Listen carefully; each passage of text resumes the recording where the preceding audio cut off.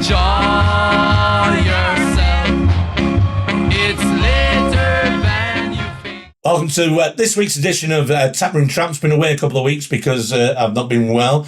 Guest tramp is Mr. Jordan Ducharme. We talk things from Middle Eastern politics, wrestling, bar culture in Canada, weed. Yeah, obviously. It's right there. Watch, listen, subscribe, do what you got to do. Thank you. Right, there we go. It's Tap Room Tramps. Our guest tramp this week, Jordan Ducharme. Hey now. How are you? You all right? Good? Yeah, doing great, man. I was second Canadian. Oh, really? Oh, Yeah. yeah. Oh, Yeah. wow. Sorry you weren't the first. First Native American, maybe. The first Native American. Oh, yeah. Original Canadian. You're an original, actually. So that's your... Yeah, so that is your background. Just briefly explain that. Yeah, on my dad's side, it's all muddled because, it's tough to track the history of it. But essentially, when the Europeans came over to Europe, a lot of them fucked the natives. And that's why my last name is Ducharme. Long story short. Okay. Yeah. And not Pocahontas. Yeah, exactly. Right. But so you're French. Well, you're French. It's technically Métis. So we don't have French in our blood, but it's like there probably was some at some point. Because the charm sounds very French. But what happened was, my grandma was sent to a residential school, which is what they were doing to sort of whitewash the native culture. Ah, right. So it was like, take the kids, send them to these residential schools, and then sort of English-size them, get rid of the culture. So she was basically named Ducharme at that point. Ah, but right. It was just arbitrary. It wasn't really like... So have you ever found out what the original name was? No, we don't really know. She was young enough that she doesn't really have connections to her family. So it's like the tree almost like cuts off at a certain point. Yeah. So have you got land then? Have the government given you land? Not land, but sort of like the benefits you can get as a native person were available to me. Oh, really? In Canada, yeah. So like when I signed up for university, I ticked the native box and I had a response the next day. It was like, really? It's like, we'd love to have you, please come on. Fantastic. Yeah. So yeah, it's great. But also my dad was the type that he sort of found it insulting. He's got like a lot of weird pride about it. So he's like, yeah, they're not paying for your school. You're just a white kid. Like, don't take those benefits meant for native kids. Yeah. He's proud enough to be able to pay. He's like, I'll pay for your schooling. I'm like, well, it turns out I didn't need to go anyway, but. Right. Oh, I didn't know that. God almighty. I always, you know what? I understand your dad's point of view on this, but I'd be ticking that box for everything. Yeah, I know. I'm a freeloader. I'm fucking, well, that's not going to cost me anything, is it? Yeah, definitely, yeah. No, it's like a super privilege. Yeah, like, exactly. I'm white in person, but on the application forms, I'll do minority. Double dip a bit. Yeah, careful flying to the States. You'll end up on a no-fly list. No kidding. Oh, exactly. So you've been here for how long now in the UK? I was counting this on the way here because I thought we'd talk about it. Just over 7 years. Wow. So yeah, December 2018, moved to Manchester. Yeah. And have you got that, what is it called, the indefinite leave to remain thing? My mom was born in Wales, so believe it or not, yeah. It's actually funny, so when I was... So you've got oh my God. So you've got a UK passport? Yeah. Yeah, and then you can get free stuff back home? Yes, it's pretty good. And I can apply for Irish because my grandparents were born there. Unbelievable. So the world is my oyster. Yeah, it really is, isn't it? What part of Wales is your mum from? Cardiff. Cardiff. Oh, the main bit. Yeah, so a few months ago, we actually visited because my mom was in from out of town and she contacted like the people who own her childhood home and asked if she could like check it out. Seriously? Yeah, so we went and there was just this nice old couple that had been there for like 40 years. So they were sort of like interested by it. And you know what would have been really funny is if you'd gone round and it's, a bit awkward. And they said, yeah. And she's looking at the house. And then after she gets out, she goes, that wasn't the house. Just had to be polite. I got it wrong. That was it. Yeah, it's actually a different city. Yeah, probably the old couple thinking, this was only built 20 years ago. I could have been a child at home. Yeah. But it is funny because, so I didn't realize having a parent born there made you a citizen. So I was on the phone with a lady for an hour trying to figure out how to apply for citizenship. Yeah. And then I sort of said in passing, like, well, my mom was born here. And she was like, wait, what? Like, oh, wow. It's you are a citizen already. We don't need to be on the phone right now. Excellent. So how old was she when she left for Canada? Really young. I think only like 9 or 10. So, right. Yeah. So what sort of industry were your grandparents in then? Because there's only certain things you go to Canada for, isn't there, work-wise? Yeah, my granddad was a criminal lawyer, believe it or not. Oh, wow. Yeah, so I actually should know well, us comedians are very self-involved. I don't know as much as I should about it. No. But I know at a young age, he sort of said, like, the writing's on the wall for Wales. Let's go to Canada.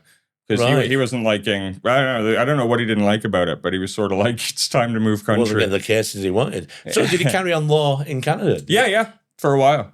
It's pretty, yeah. So you can do that. Can you? Is it? I suppose it is. I mean, yeah. So in Canadian courts, the top of courts, they don't have the wigs on, do they? They don't have the barristers. No. I wish. But it's a very similar. It's a very similar judicial system, though, isn't it? Yeah, I think so. I mean, I don't know enough about England, to be fair, but I know it's like, yeah. You've not been arrested yet? No, not here. I know there's no death penalty here and there. There's like a lot of. It's closer to England and Canada than it is to America, I believe. Yeah, of course. Yeah. Well, I think most places not like America when it's a bit extreme. Yeah, I do love the wigs because I just think it's such a hilarious disposition of, like, if they're covering like a child murder case and then the camera goes over and there's all these guys in wigs acting, like, it sort of takes you out of the moment a bit, you know? I mean, can you imagine being in court for murder, but you had a specific type of murder. You were turned on by wigs. That's what made you kill. Yeah. They have to put you in a box. Imagine being cuffed, so you don't masturbate while you're in court. Yeah.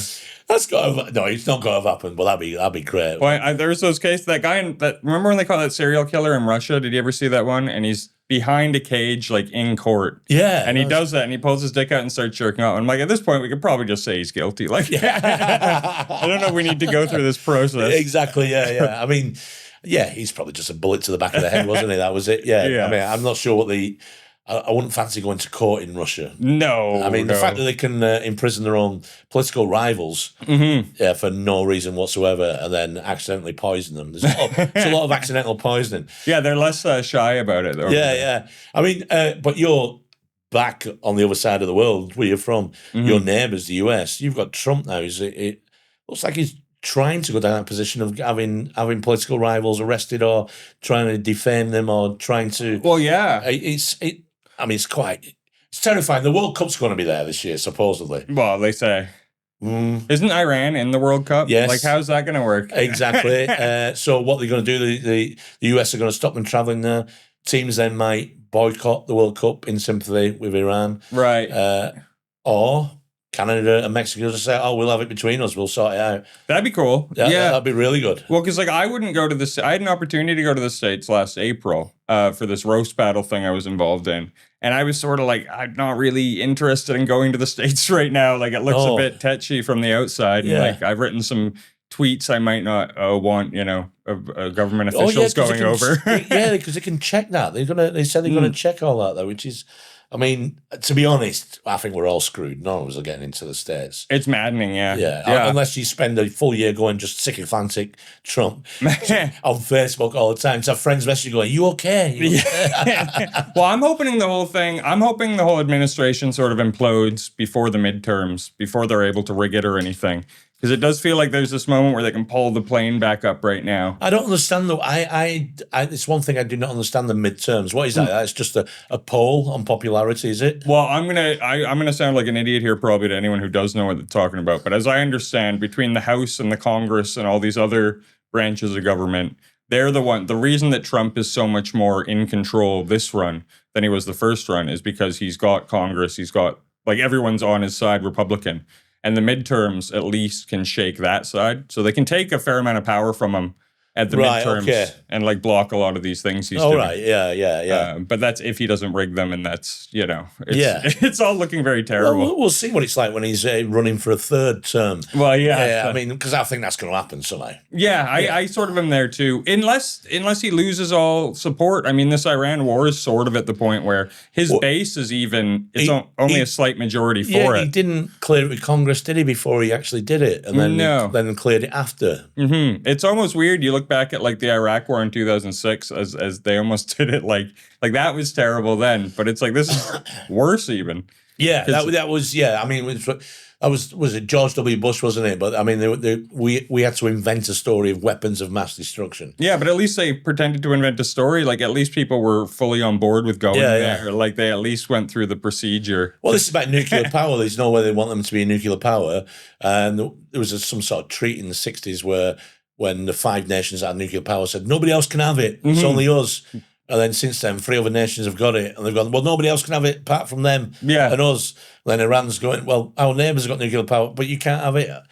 Whether they have got it or not, nobody knows. Well, you know who we do know has it is Israel. Yeah. Who's attacking them. Yeah, exactly. With the United States. Like, yeah. That's the crazy thing is they make Iran to be like the one that's going, like, causing all this disruption. Whereas Israel has just attacked Libya. They want to damage Qatar. They've just caught people trying to plant bombs in Qatar, like Mossad agents. Right. So it's like Israel is causing all this shit and then turning to Iran as if they're the issue when it's like they want to... Is that true about the Mossad agents? I just heard it being talked about earlier today on the way here. So I don't know. On the train or on the radio? On the train, it was a Tucker Carlson thing. I'm just putting it out there for people who hate Tucker Carlson. Him. Yeah, but we're not a big fan of his, but he's sort of been right about this whole war thing. And he's been saying, like, yeah, as of yesterday, it's not been reported in mainstream news you know what? I mean, I'm not really a fan of Tucker Carlson, but I mean, I'm not either, to be clear. My dad lost all his senses before he died, and my dad had been sat in the corner telling me stuff about what was going on in the world. I no offense, but I wouldn't have listened. I'd have just gone, he's fucking lost it. So I wouldn't be... Yeah, I don't think Tucker Carlson's a reliable source. I'm not even disagreeing there. I just think, like, the fact that he makes sense to me sort of scares me. I still find it funny that it's called Tucker. I mean, there we go. That's it. Yeah, can't get on board with that. So what is the latest post? You want the future will believe about the present? Never mind. Yeah. Anyway. But to be fair, he's completely turned on the administration, which is the only reason I think people are listening to him now. Oh, right. Okay. Because it sort of shows that even the right wing of America is like, we don't want this war. Yeah, but also might show as well, they're also quite savvy when it comes to jumping ship before the ship actually goes down. Yeah. We've been seeing a lot of that. There is, of course, there will be a lot of that, yeah. Yeah, he's not in my... Was he friends with, was he called Alex Jones, the hoax? Was he called Alex Jones? Yeah, I love. Did you listen to him as well? I love Alex Jones. Oh my word! No, I don't listen to him. I love him ironically. I don't think. Oh right, okay. I don't think there's a funnier figure, in politics than Alex Jones. When he's not really in politics. He's ridiculous. Like. Yeah, I mean, he got sued. He lost everything, didn't he?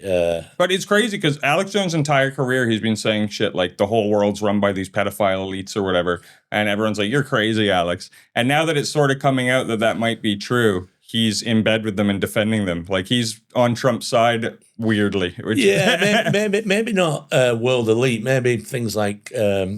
British broadcasting institutions in the 70s and 80s were doing that. Well, yeah. Anyway, so it's kicking off in Iran now. This is all, I mean, it seems a bit scary at the minute, but there's a chance that the World Cup in America might not go ahead this year, which is quite, I think, funny. I know it's not funny. I mean, I'd be devastated. I love my football as well. But you're not really into soccer. I started calling it football. You started calling it football. Well done. I'm trying to assimilate a bit. Yeah, you're obviously a hockey fan. Not really, you know. What? Again, I try to. I think every teenager. Oh my god! I think any Canadian listening to this will be going, goddamn, yeah.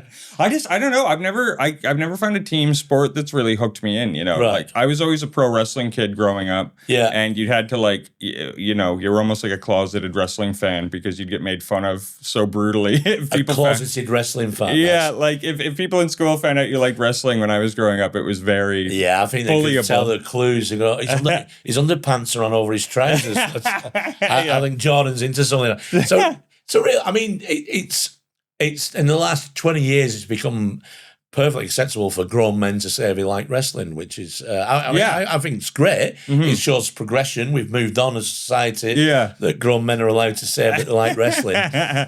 We almost should have like a parade or something. Well, no, I wouldn't go that far. But who's your favorite wrestler? I mean, all time, I gotta go Mick Foley. You know, Mankind. I always like back when all the wrestlers were still like. even the guys like Stone Cold or The Rock were still jacked. Yeah. I always love Mick Foley because he's this big, out-of-shape guy, and he was doing super dangerous stuff. Like, you might remember him getting thrown off the cage. That's like the famous. I don't remember it. I'm sorry. Man. Yeah, I don't. If you'd ever seen it's Hell in the Cell 1998, there's a 25-foot cage with a roof. And it was the only second time they'd ever done this match in history.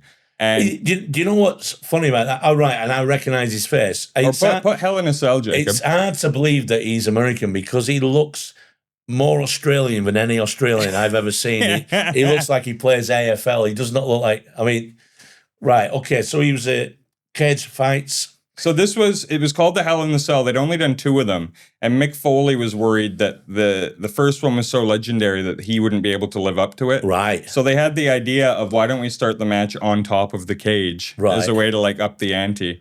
And almost immediately he gets thrown off it. And like easily could have died. There's like a picture of it there where he's like in midair. He knew he was going to be thrown off though, didn't he? Yeah, definitely. But he hits a table sort of perfectly. Right. And then manages to continue the match. But it went down in history as just like, this is a bad mistake. Right. It goes down in history as one of the there it is. Oh, wow. Look at that. And yeah, Undertaker just talking about it on a podcast. And the Undertaker, yeah. Yeah. But that lives in infamy as this insane, like sort of stamped him in wrestling. I never understood his nickname, the Undertaker, because the Grim Reaper, can kill you, but the Undertaker, it's like he's waiting for you. It was a job to pass away and then take you away. You don't see the Undertaker until it's over. When he brings his own Paul Bearer, exactly. the little guy. I didn't know for the longest time Paul Bearer was actually what they call the Paul Bearer. The Paul Bearer. He's called Paul Bearer. Is that his name? That's very funny. I didn't know that. So didn't he have another name as well, the Undertaker, was he? He started as, I believe, Kane the Undertaker. Right. And then originally Mean Mark Calloway, but that's like the 80s. Mean Mark Calloway. Yeah, well, because he is like... That's a bar nickname, isn't it? Yeah. Well, he's like Stay away from him. He's like a 6'8", like ginger.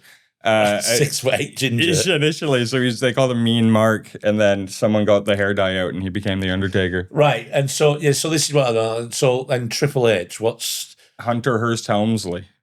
Is that what it is? Hunter Hearst Helmsley. It's a funny one, because Triple H originally was like this English aristocrat character, and he came out with like a puffy shirt, and it was almost like a shot at the Brits, to be fair. And that's why he had the name Hunter Hearst Helmsley. Like he's very, high elite or whatever. Right. And then he became this sort of badass. His character changed, and Hunter Hearst Helmsley became Triple H. Right. Which sounds a lot more, I guess, tough. But it came from this aristocrat gimmick that sort of stuck with him. Right. So he's not. So the Undertaker, did he have the tombstone gimmick? Yeah. Or is that where he just sits up after you think you've beaten him? Well, the tombstone is when he's got you like this, and he drops to his knees and drops to your head. Right. But he is the sit-up guy as well. Right. Yeah. I mean, when you're because we actually had a version of that in professional boxing. What was that? When what's it called from Southport? Heavyweight champion we've had recently. Why have I forgot his name? I should know this too. My girlfriend's from Southport. It was called Tommy. Tyson Fury. Yeah. Oh, yeah. Yeah, in a fight a few years ago. That was the best. He's knocked him out, then all of a sudden he just sits up like that, like The Undertaker. He went around the world, everybody's going, what the fuck? That was incredible. Yeah, at like 9, and he went on, did he go on to win that fight? Yeah, he won the fight, yeah. See if we can get that, see if we can get that up there. But I mean, that was incredible. So, when did you first see Red? Was it just TV or did you get taken? It was my dad and grandpa were both super into it. Oh, really? Yeah, I think they sort of bonded over it when... Not your Welsh granddad? No, my Welsh granddad on my mom's side. It? Yeah. So here we go. We've got the... oh, beautiful. He's doing the... He does it like at 9, doesn't he? Yeah. Oh, it just gets up. Yeah. You got to just be impressed by that. Yeah. I do love this whole, like in boxing, the whole song and dance that he doesn't have brain injury right now. They're like, oh, he hit 10, so he's fine. Yeah, I know. I mean, it's incredible. I mean, for a sport like that, I think part of the problem is sometimes, my own opinion, the damage the fighters take, I think, is when the fights go on too long, when somebody's taking more punishment than they should do, I think. Oh, yeah. Sometimes it's down to bad refereeing, I think. But also as well, there's a lot of money at stake in the top end of it, so you don't want a fight that's over quickly as well. It's the worst. It's a fine line. If you ask any fighter, would you rather be badly knocked out or have it taken away from you when you weren't knocked out? they'd probably want to be badly knocked out. Yeah, you want to be carried. You want to be carried out with your boots on, don't you? Yeah, you're carried out on your shield. Are you into MMA as well? Do you big time? Yeah, you are. Right. Well, that's the thing. So I was always a wrestling fan, and then it's almost like I don't think WWE realized it at the time, but they had their biggest weekly show, Monday Night Raw. Right. And when the UFC did their reality show, I remember seeing the that. Ultimate Fighter or whatever, where it's like they just put a bunch of fighters in a house. Yeah. And they had it immediately after Raw. So this show got this huge lead in from all these wrestling fans that were watching already. Yeah. And it sort of gave like a solid foundation because a lot of there's a lot of similar pieces in MMA and wrestling, even though one is real and one is fake. But the idea of like you get behind an individual, you watch them ascend, then there's this fight. Like, does he win or is it? There's a lot of storytelling there. I find it very homoerotic. Them tiny shorts. Yeah. I mean, you know, get ground and pound rubbing themselves on each other. I don't know. I think there's something very sexual about it. Definitely. If I was doing it, if I was in shape, I would be packing that out to look so big. Just intimidate your opponent. If he's looking over, he's going, "What the fuck is he got in his shorts?" Yeah. That's what McGregor used to do. He'd take those pictures in his shorts in front of a Mercedes, just fully packed out. Like, it's a bit ridiculous. Yeah, and then just accidentally, you know, you get him on the floor and rubbing just your crotch over the face. Yeah, do you like that? Do you? Yeah, teabag him right at the end. Yeah. The thing, and I've said this before, MMA, and I don't like about it, and it's what I don't like about Muay Thai as well, is elbows. The use of elbows is awful, absolutely awful. It's the worst. Yeah, it is, and it's sickening to see it as well. You used to get guys almost where their whole strategy was like, I'm not going to knock you out, I'm going to cut you really bad with an elbow, and then they'll call it based on the cut. Yeah, awful. So who's your favourite MMA? My favorite right now, well, my all-time favorite's this guy, they call him the Black Beast, and he calls himself that. It's not a racial thing, but the Black Beast, Derek Lewis. And he's this heavyweight guy who looks like he just rolled out of bed every single time. He's got the chest tattoo that says Knockout King that he got before he joined the UFC. Wow, that is confident, isn't it? That's...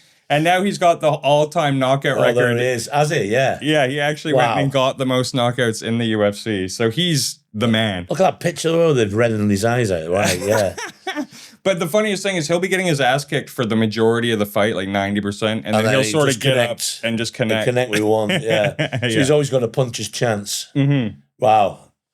That's incredible. Yeah, I like. Who was the crossover? There was one who was also Brock Lesnar was Brock Lesnar. That's the one, isn't it? The big one, yeah. Well, he's the only one to do it successfully. Yeah, there's been a few guys like CM Punk tried it and got just sparked out. Wasn't Brock Lesnar though? But he'd already been training in sort of mixed martial arts, hasn't he? Well, he would have been an amateur wrestler. Like apparently, the most accolades an amateur wrestler had gotten in the States. So he easily could have gone to the Olympics, I think. Oh wow! Okay. Yeah, like he was double NCAP champion, like broke all the records there and stuff. So he was just a not natural because he was also a steroid monster. Right. Yeah. But he's just such an athletic freak. Like, do you ever watch any of the other forms of wrestling? You know, they've got the lower leagues, the different leagues. Well, it's funny you bring that up because you've not planned this, but I just started a new podcast. Called Comics in the Combat Zone, and we cover the specific league called Combat Zone Wrestling. Right. Whereas it's like, you know, backyard wrestling back in the 90s when kids were like getting injured, like jumping off trampolines and shit. It's almost like the highest level of that. Right. Where like they do matches, but there's like barbed wire or like they use glass tubes all the time and stuff like that. Right, yeah. Yeah, and it's really violent and really fucked up, but it's also like really funny. So we just review old shows. Oh, you cover that as well. So what's it called? Combat Zone? Comics in the Combat Zone, aka CZW. Combat Zone Wrestling is the company, but yeah, you watch the stuff they do, and they call them death matches, right? Because it's like literally like thumbtacks on the ground or like barbed wire instead of Get some images up there, yeah. And it's all very bloody, very like. Oh, so it's like in sort of like they do it in sports halls and bingo halls, things like that. They do a lot of them outside. Is it American? Is it mostly? Yeah. Although believe it or not, so the company's been trying to break into the UK for ages, and they're doing their yearly tournament called Tournament of Death. Wow. In Liverpool this September. So me and my friend that do the podcast are like, this is unbelievable. We got to go to this. My son, one of his best friends when he was younger, he's his dad was a professional wrestler. Oh, really? Yeah, which was, he sort of top trumps me, you know. Like, yeah, my dad's a stand-up comedian. You know, my dad's a wrestler. Can't compete with that, you know what I mean? Yeah. So, I mean, so some comics have trained in wrestling. Some have you ever done that? No. When I was a kid, I really wanted to be a wrestler. Right. And I'm glad I didn't because I'm not athletic. You must have thought of the name. You must know your name. I always thought something wild card. I'd always thought like Jordan wild card, but it didn't work. So then like Jamie wild card. I don't know why I thought the word wild card was very much like my wrestling thing. Yeah. And I'm like, I might have a mask or something. Wild card Ducharme. We got to think of one. Yeah, by the time we finish this, we'll think of one. You're thinking on it, Jacob. Wild card. You got to use the word wild. Why wild card? I don't know because I always thought of this poker aesthetic. I don't know where it came from, but then I always figured my finisher I'd call the Royal Flush. Yeah, because it's the biggest poker hand or whatever. I'm glad this never saw the outside of my friend's basements. So you could use your actual your past, your genetic past. Call yourself the National. Chief Jordan Strongbow. Chief Jordan. Well, because I remember my friends and I would always wrestle in basements and stuff. And I remember once he had this ladder, and I was like, "Oh, set it up in the corner over there. I'll take a thing into it." And he just gave me a whip into it, and I sort of like put my weight into the ladder, and it fucking like cut my back, and I was like doubled over in pain. It was like, we got to stop that. Yeah, it's about there where I didn't want to be a wrestler. Jackass made a career out of that. Yeah, exactly. Yeah, doing that. Yeah, basically like stupid wrestling moves onto so pins and that. Yeah. So there's a wrestling match is it Liverpool, you said? Yeah. What is it going to be? I don't even know yet. I know they're doing there's a local company out there that, Tony Wright. He's I know Tony. Yeah. I know he's wrestled for them, TNT, and they're collaborating with them. Right. So I've actually... TNT's got a bit of a following, hasn't it? Yeah. So I'm actually... Tony's coming to do our podcast soon, and I'm going to ask him, like, are you involved in this or wrestling? Right, okay, yeah. Because it is, like, I also worry for guys, like... He's what they call a heel, Tony, isn't he? Yeah. And he's one of the nicest people you'll ever meet. Mm-hmm. But he's a villain in wrestling. Yeah, it's really cool. And like I do worry for him because the bigger he gets, like I see him in these matches where he's like, I saw someone slam him on a big thing of Lego. And I was like, oh man. Oh God, I've stood on Lego. Yeah. It's the worst. I'm like, man, what are you doing to your body, But I mean, I guess that's part of being a wrestler. Like, I mean, but the Mickey Rourke film is it's the best. It's incredibly sad though, isn't it? Yeah, very grim. Yeah. Well, and funny enough, so you remember the scene in that movie where he's getting like dollar bills stapled to him, and he does the one bloody match. That was at CZW, even in the movie. It's like CZW, and like was recorded at a CZW event. So for them at the time, the company was like, holy fuck, like Mickey Rourke's coming here and stuff. Coming to this bingo hall or whatever. Money stapled to him. Yeah. I mean, that's traditionally do, I think, in Greek weddings. They put money on the bride. Really? If they started stapling to him, I'd be interested. I'd be taking my own industrial, Yeah, no kidding. Get me them fit. Yeah, they do. I think it's Greek weddings. You pin money to the bride afterwards. That makes sense. Yeah. I've not been to a Greek wedding yet. But. No, I haven't. I know. I'm pretty sure. Just put Greek wedding pin money, just so I know I'm telling the truth. Are you thinking of Greek strip clubs, maybe? There you go. There's the images. Oh, nice. Covered in money. Yeah, covered in money. Disgusting money. Yeah. Ranging from what? How much? €300 per person? Jesus. I wonder if it covers the cost of the dress they've just ruined. I know. Yeah, exactly. Yeah, I wouldn't mind that. There's another tradition where they put money on the bride, and if she holds a straight face, they continue to put money on until she smiles that she's satisfied with the amount. I've seen that. Yeah. Really? I've seen that. But the bride you don't want is a massive bride. Yeah. Cover all sides. You've been taken to a wedding, you see the bride, and you go, oh my gosh, she's put a lot of weight on since I last saw her. Yeah. Well, you're going to have to go to the cash machine. I was going to say she should Botox her face right before that. Just no smiling here. Yeah, wedding tradition. Yeah. There's also wedding traditions as well where you put the cake into each other's face afterwards as well. I've seen that. Yeah. Is that not British or? No, I don't think it's British. I don't know how it started. I don't know if it's a tradition. I've seen videos of it where the one person who's had cake put in the face was clearly not expecting it and was not, didn't like it, basically. Yeah. I mean, it's a weird way to start your life with somebody, isn't it? Yeah. Like shoving cake into the face. I have a cousin in Canada who's just married an Indian guy. and they did like a half Canadian, half Indian traditional wedding. And I got to say, the Indians do a wedding like proper, like with the garb and everything. Yeah. How many days did it last? 2 days. So I think one was a Canadian day, one was sort of an Indian day. But I was jealous because all my family members had these like really fancy like Indian garbs and stuff, and like decked right out. Yeah. Yeah. Oh, why didn't you go back for that? It's just so expensive, and a lot of the time it doesn't. I have to plan Canada trips almost like 6 months in advance. Really? Right. Yeah. Well, because on top of that, with comedy and stuff, it's got to be at like a chunk of time where I'm not. We're in the state. Well, sorry, where in Canada are you from? Vancouver. Oh, right. Yeah, that's one of the main bits. Yeah, but it's also as far away as it could be. It's is it? Yeah, it's the west coast of. Oh, right. Right. So where's Montreal then? On the East Coast? It's almost in the middle. Right. So like I always tell British people, like Vancouver or like Toronto is closer to England than Toronto is to Vancouver. Like that's how big Canada is. Fuck off. Yeah, for real. So what? It's like, Vancouver's right there where that little island is. Yeah. And Ontario's like, it's closer to the. You're shitting me, man. Wow. So flights are expensive, and it's and Vancouver as a city is very expensive. Size of that place. You can imagine back in the day when that was being settled a couple hundred years ago. So something had happened in Toronto, and 2 years later, somebody in Vancouver go, "Hey, have you heard about the mayor of Toronto was killed?" What? When? Yeah, no kidding. Yeah, that must be insane. Well, and the other nuts part is like 90% of the population are within like 10 miles of the American border. So most of that big chunk of land is just empty. Just empty, yeah. And Trump wants it. Oh yeah, Gotta have He's not having it. What's it like? I've never been to Canada. I mean, I personally no interest in going to the States. Yeah, and I tell you why. One of the big things as well. I'm terrified of the tipping culture. I mean, the fact that you've got to pay an employee rather than the guy who owns the restaurant paying his staff. That it's expected for you to pay, because I've seen some of the things recently online where they're expecting, like, if you've had paid $100 for a meal, they're expecting almost a $50 tip on top of that. Oh yeah, I mean, it gets out of control. It's like I've always found the truth or what we should be doing is somewhere in the middle of between our two cultures. Yeah, because like Canada, it is like I went back there and I almost, because I'd been living in the UK for years, I almost forgot you had to tip.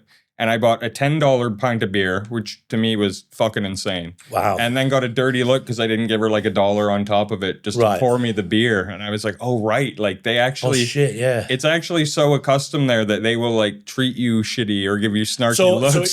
So is it considered 10, 15% tip fair enough in Canada? Typically, yeah. Yeah. But they'll say shit like, if you can't afford to tip, you can't afford to go out. Like there's this almost this cunty attitude about it that really. Actually, that is awful. I mean, can't afford to. I mean, I've got a thing here, a tendency. I will ask waiting staff. I'll say sometimes, do you get the tip? You know, if it's included, because it's included the service charge. Right. Yeah. And I'll ask if they get that, and there'll be a lot they're not allowed to say, but they'll say it gets shared by management and so on, which I disagree with. Yeah. So there's sometimes I've taken off the service charge and then independently give them give it to the waiting staff, but. I've heard as well, also in the States, some waiting staff they more or less pay to work there. They have to cover so many other costs and charges, and they legally everybody gets a kickback on it. Yeah. They legally can pay them below minimum wage because they know they're going to make a certain amount off tips that can't be taxed. So I think that's how they justify it. Yeah, and it is fucked up. But at the same time, the people who bring that up also keep working there because the money is good. Like that's the sort of lie the service industry in Canada doesn't want, is like, you're all making a shitload of money. Really? Like, okay. Like I had a Sunday once and I remember rent was the next day and I was like, I'm the manager, so I can do all the shifts. I'm giving myself like a 10 a.m. to close. So like a 15-hour shift. I'm like, I need to hit $300 to make rent. Yeah. And I worked the whole day. I walked out with $500. Wow. Just on the day, not counting the wage, which was minimum wage, not below it. And I'm like, that 500's untaxed. That money's just gone. Like it's just in the pocket. And that was like a Sunday. It's like the people working Friday, Saturdays can easily make like $1,000 a week. Wow. Yeah. So you went home, you got your rent money, $200 in on weed. I was about to say $200 to get loaded. Well, it was so fucked up for a while because the bar I was managing was the first bar I'd ever done an open mic at, and it was 2 minutes from my home. So I'd started managing there, but they would let you run a tab. So So even when I was broke, Dangerous. I could always drink there and I could always eat there. Right. So even if I had no groceries, I'd go get breakfast there. Wow, that's fantastic. And then you get paid, like, let's say I get my paycheck's 800, 400 of it would go to pay off the tab. Shit. And then you just start a new So one. when you said $10 beer, I mean, is that for a pint? Yeah. Well, that's what it was when I last went back. And what's that in UK? It's about six, 7. Similar. It's similar, price, but annoying. It throws me off because when I left Canada, it was about $5 or $6 a pint. Yeah. And now when you go back a few years later, it's doubled, and you're like, how did that happen? Like, is it true in Canada you're not allowed to be drunk in public? I mean, you're not really allowed to. You can get done for it here, depending on your behaviour. But the liquor laws are definitely more strict over there than they are here. Like, for example, in Canada, if you're caught drinking behind the bar and a liquor license guy sees that, they'll shut the bar down, they'll fine the bar, they'll do like an investigation. Wow. Whereas the first job I worked in England, my manager gave me a drink to like on my first shift, and that's pretty common. So, how's the bar culture there? Is there a culture like a pub culture? I mean, it's whenever you see films, particularly about the States, it's perceived as like only loners and losers go to bars. And, Well, I don't know. It's weird. The craft bar thing was big. Yeah. So like when I moved to Vancouver proper, I was like mid-20s and I was working in the bar that was a craft beer bar. And the craft beer scene was great because it was like people who love pinball and like stand-up comedy and all these like artsy sort of kitschy local things. Right. And that was like big in in Vancouver anyway. Yeah. But as far as like, the working men's clubs or like cool older pubs, like it's not close to what the UK's got. So if anybody's watching this on YouTube, they'll see on here for set decoration. Yeah. Jacob here, he got a zero cider, but it's made by, what's that company called? Where is that? What's it called? Thatcher's. Yeah, because I will not say it out loud. Right. Because of a certain person. And obviously, they're not connected in any way. Yeah. But it's a drink I refuse to drink because of the name. That's how petty. That's how petty I am. Right, that's fair. Yeah. Am I allowed to crack some of that? Yeah, of course you are. Yeah. It's zero alcohol cider. Which, I saw the zero and I was like, oh, you're playing. Thanks so much for that, because I'm still off the booze at the minute.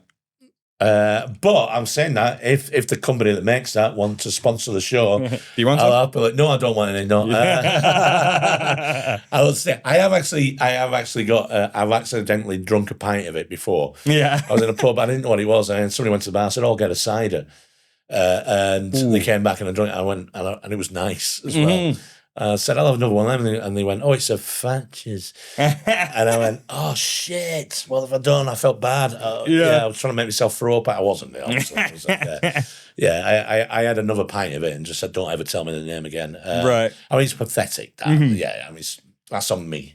I came over here a bit of a beer snob, because I had worked at this craft bar for so long and knew what I liked. And then I couldn't find any beers I liked in England at first. Really? Any domestics or anything, I was sort of like putting my nose up at. And I became like a big cider guy for a few years. Cider? Yeah. Because all the cider sort of tastes the same to me. And I don't know, I like it. It's like a lighter draw. I'm less bloated off a bunch of cider. Oh, I don't know. It can be a bit gassy. Depends what you are. Depends what you like, whether you like a sour or a sweet or plenty of cider. So, because it's popular here, the ales. I mean, this is why it's called the Tap Room Tramps, because the tap room is the best room in the pub. Yeah. But what I drink, you get people on they do an ale trail, and people are really into it. And different. They'll have a little taste of.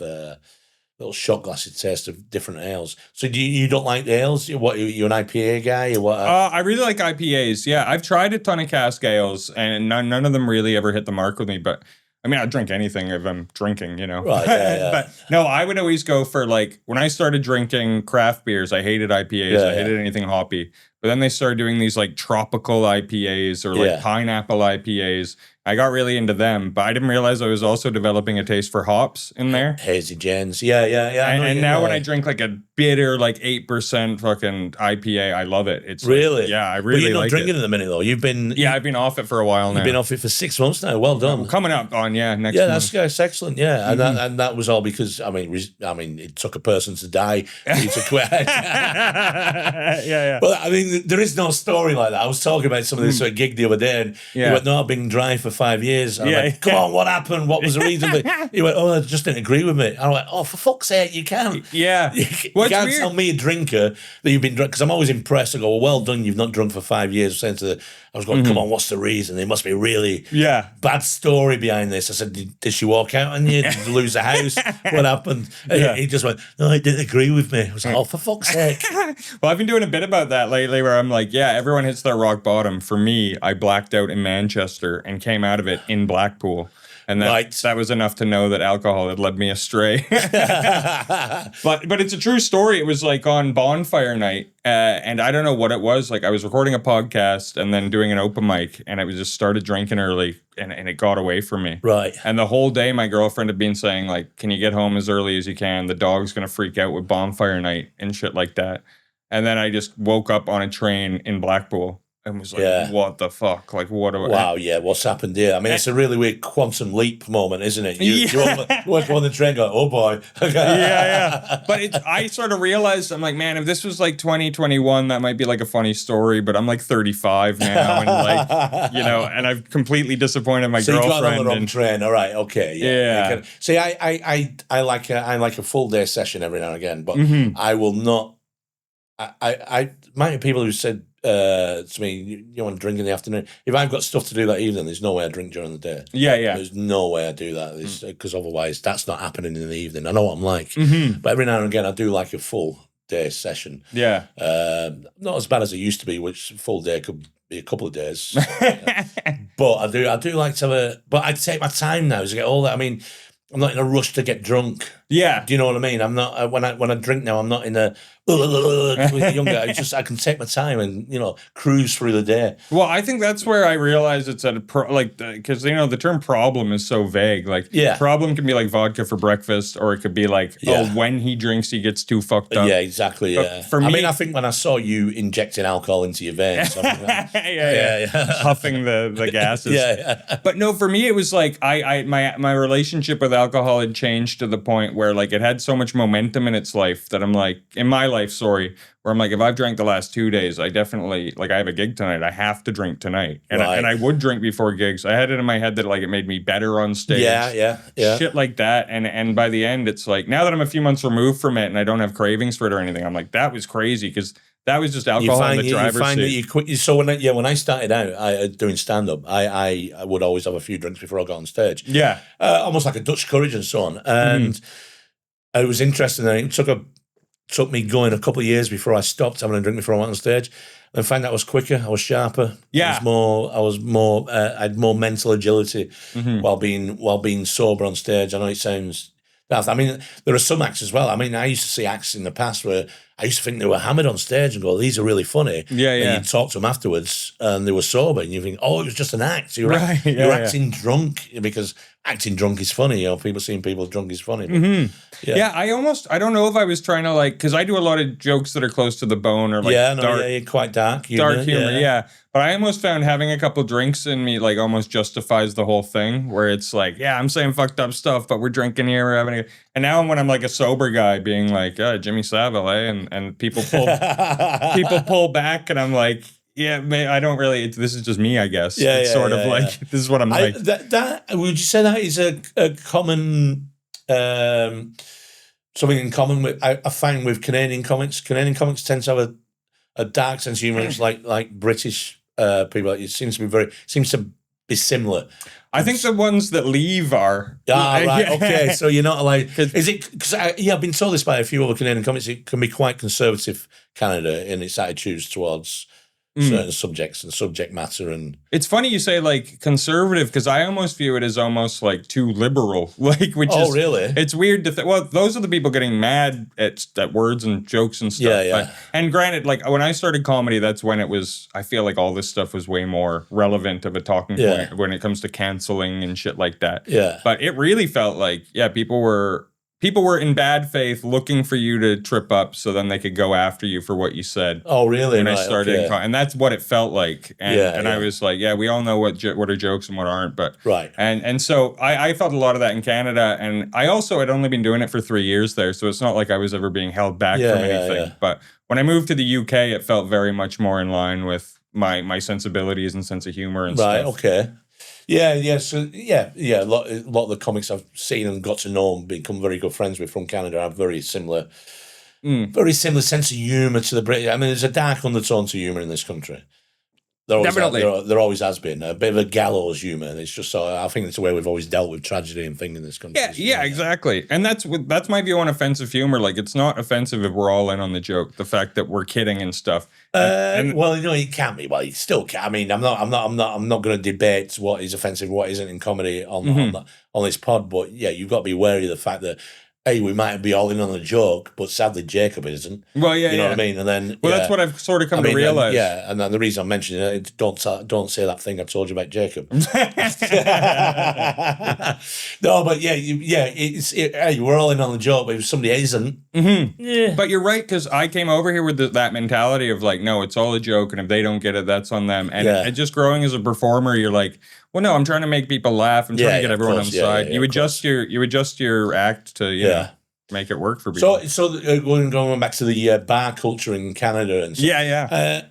Now I've heard do you get a lot of fighting in bars? Not lots, Oh, really? Not as much as you would think, and I don't know why, because.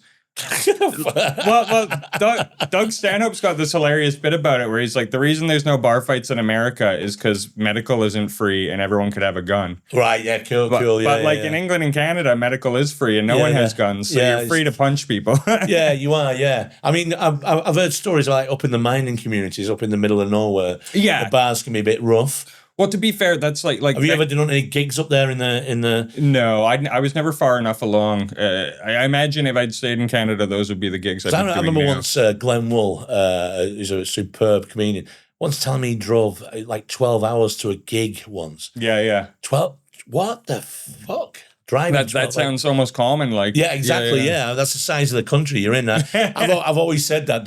Whenever you're in a dressing room in this country, don't moan about travel. Yeah. In the UK when there's a Canadian in the room because you've no fucking idea what travel is. Yeah, absolutely. I mean, I've done a few trips like that. Like Kelowna was maybe 4 or 5 hours from Vancouver, and that was considered like a nothing drive. And yeah, stuff like that. And I was the gig. Are these bars? Are they different to the bars you get in the city? Sort of. Like the out of town ones are sort of the same. It's like right. Okay. I've always found the commonality with Canada and the UK is like if you get big metropolis cities, like in the big cities, they're more offended by social issues or whatever word you want to say. Right. Whereas outside in the villages, they're more offended by like suicide jokes or like abortion jokes or whatever. Right. You know what I mean? It's like, it's the old thing, the stuff that used to offend people offends outside, but in the city it's sort of different. And I think it's the same in Canada. It's like a different right. All right. Yeah. So what are the licensing laws like? It's like I'm planning a trip here. That's all I'm interested in. Well, that's the thing. The liquor laws in Canada are really draconian and really restrictive. Right. Like, for example, there was this video game bar. They wanted to be a bar where you could play video games and drink. And they built it and everything. And I guess they didn't check all A nerd bar. Yeah. And they were trying to find the licensing and whatever to do all that. And I guess they missed something because basically a licensee was like, yeah, this is considered either a gamer lounge or a bar. You're not allowed to serve alcohol while games are being played. Oh, because it's dangerous. Yeah, literally. Yeah, you don't want to be on Space Invader and you got a couple of pints in you. Oh my God, you might accidentally shoot the world. Well, exactly. And that was everyone's reaction. That's everyone's reaction, but it crippled this business. But you'd make more money if you were basing it on playing games while drinking. Mm-hmm. There'd be more money going into their machines to play the games. When of course, drunk. Yeah, people are do that again. Yeah. You'd be fucking it up all the time. Yeah, definitely. So he lost his license. That sounds daft. That sounds a little bit. It's intense. It's like. But then the thing is, if he then set it up as a bar first, and then put in a load of these machines, then it'd be fine. Who knows? I don't know how it works because pinball's okay. So what time would a pub open up there? Usually 11, 12. in the morning. Yeah. I'm trying to think of like, man, it's been so long. I don't think we had those really early riser ones, but I'm sure there were. Well, like, Weatherspoons. Yeah, that type. And what time would last orders be? Like typically bars aren't open later than 3 in the morning. And that's downtown Vancouver. Yeah, it's not too bad. That's all right. Yeah. The bar that I managed was always like everyone out by 2 a.m. Right, okay. Yeah, it was pretty reasonable, yeah. It's not bad, yeah. Mm-hmm. Sports on the wall, sports on the TV. Yeah. Or karaoke or whatever you do. Yeah. I mean, I was in Australia a couple of years ago, first time ever. There are pubs there that you can bet, you can gamble in. Yeah. Which for me, there's two big problems, alcohol and gambling. I went, Perfect. Fuck? Yeah. Well, I thought it was. I tried it one afternoon. I thought I was sitting one, and I half an hour, and then I went, no. Yeah. I've got to leave this place, or else this is going to get me. This could be a problem for me. Mm-hmm. So well, you just reminded me something that I was going to say is that's the thing is like, much like in the United States, like every state has their own culture. Like in Canada, every province is sort of different. Right. So like I'm pretty sure gambling machines are illegal in Vancouver and in British Columbia, which is where I grew up. But Alberta, our neighbors, it's legal. And that's also where you get those like Alberta is almost as conservative as Canada gets, so that's where like all the oil workers are, okay. And that's where you get those fights you were talking about. That. Like, but aren't you allowed to gamble? You're a national. I am, you can gamble anywhere. Well, no, on native land they have casinos. Yeah, which is it doesn't make problematic sense. As well, isn't it? Yeah. Well, they gave the natives access to all the things that ruined them, which like cheap alcohol, cheap cigarettes, and gambling. Yeah, of course. Yeah. I mean, what could go wrong? Yeah, right. Yeah, so casino. I mean, are the casinos like what they are in the States? These big affairs where all the I've only gone to like a couple in my life because it was always like I was always broke. So you ever gigged in a casino? I have. Yeah, I've done in London. It's quite a in Chilliwack. I remember, which is just outside of where Chilliwack. Chilliwack. Yeah, what a great name. yeah. Just outside of Vancouver. You just unlocked a memory in my head. And I remember because they needed ID for you to get in there. And my ID was expired, so all day I was worried. Like that's your wrestling name. We've got to get Chilliwack into your wrestling name. Wildcard Chilliwack Killer. the Chilliwack Killer. Yeah, that works. Chilliwack. How do you spell Chilliwack? The Chilliwacker. I think it's chili with an L and then whack. Chili. Is that it? Is as basic as that? Chilliwack. That's fantastic. Yeah, man. I have friends out there. It is in the sticks though. It's like Chilliwack. Yeah. The Chilliwack Whacker. There you go. That's your wrestling name. Yeah, the Chilliwack Assassin. I'd go and watch wrestling if I knew the Chilliwack Assassin was in town. Oh, look at that water park. Cultus Lake. Yeah, that's look at that. That's insane. That's our childhood water park. But it's freezing. Well, there's like a month you can go there that it's alright. Right. Okay. Yeah. Canadian summers are really nice. They're quite hot. For a while. And your winters are brutal though. They can be, but not in Vancouver. Oh, really? Vancouver's on the coast, so it's rain. Right. So But where my dad's from Winnipeg, which is dead center, and that's where it gets like -40, -50. Jesus Christ! He said as soon as he was old enough to leave, he just drove away and never looked back. See the snow in the background. What's the coldest you could do? Do you reckon you could do -40, Jacob? Dude, living in it. Definitely not living in it. No, I mean, that is insane. Yeah. I mean, I get bad enough. I wake up in the morning, my thermostat is saying 12 degrees. I go, oh my God, the house is, I'm going to die. Get the heating on. Well, my dad always told the dark joke. He's like, yeah, but there's no homeless people there. I was like, what do you mean? Oh God, yeah. Well, you don't know until they've thawed out. Right. You don't know until winter's over. You go, oh, there's Joe. Oh my God, perfectly preserved as well. Sick. Who needs to pay rent when you're frozen? Oh my God. So what do you think of the zero alcohol cider? I like that, You do, yeah. That is tasty, yeah. It's almost just like apple juice with a kick, sort of. Yeah, well, you can give that a plug. You can say the name. Yeah, that's Thatcher Zero Somerset cider. Delicious stuff. Yeah, because I don't maybe call it Thatcher Zero. Mine's closed down. Anyway, well, I usually don't subscribe. My girlfriend's always like, "Why don't you just get a 0% when you're out at bars and stuff?" And I'm like, "No, but to me, if I have one, it's nice. But when I have multiple, I'm like, why am I not getting drunk? Like, I want to be." Oh, you want to get the buzz off it? Yeah, the whole point of having multiple drinks is to get drunk. Yeah. Like if I'm having Coca-Cola, I never have more than one. Yeah. I've been in bars, and this is really the old vaping situation, where I've had friends who are not drinking, and I'm not on the drink today, and I've watched them getting really fucking high and giddy, and I'm thinking, what the fuck are you doing? Then find out they've got a vape with THC in it. Right. So they keep disappearing every like 10 minutes and then coming back in and then more and more stuff. You go, why are you more fucked than me? I've had 8 pints, but you're fucking out of it. Yeah. Well, I mean, I smoke a lot of weed. Obviously. Yeah, obviously. Yes. I know. I don't. Please don't take this personally, but we're going to put together a photo of it. If somebody came in here and said, "Okay, children, you need to draw a picture of somebody who smokes marijuana," I can guarantee 9 times out of 10 you'll be looking on, "Hey, that's Jordan Ducharme." Yeah. Well, I always say that's why it's not legal, because everyone fighting for it looks like this. Like you're not going to take it seriously. Exactly. But it's been legal in Canada for a long while, hasn't it? Yeah, dude. The week I left, or like the week after or something, it was made legal. Oh, fuck, man. But no, you don't. Because did you take that personally? Well, yeah. Jeez.